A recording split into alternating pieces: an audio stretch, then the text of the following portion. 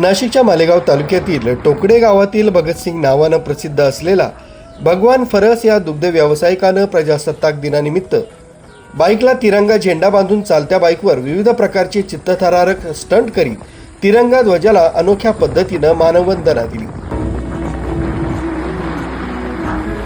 त्यांच्या स्टंटचे व्हिडिओ समाज माध्यमांवर चांगलेच व्हायरल होत आहे। दररोज 20 किलोमीटर बाईकवरून दूध वाहतूक करताना थंडीत हात सोडून बाईक चालवता चित्रपटात स्टंटमॅनचं काम मिळेल या पॅशनमधून त्यानं बाईकवरील स्टंट करायला सुरुवात केली आणि आज भगतसिंग 18 प्रकारचे स्टंट लीलया करतो।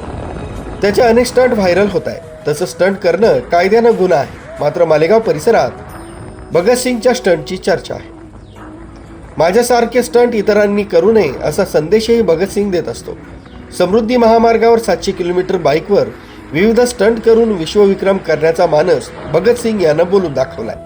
कृपया सर्वांना महत्त्वाची सूचना, प्रशिक्षण घेतल्याशिवाय असे स्टंट कोणी करू नये, हे कायद्याने गुन्हा आहे।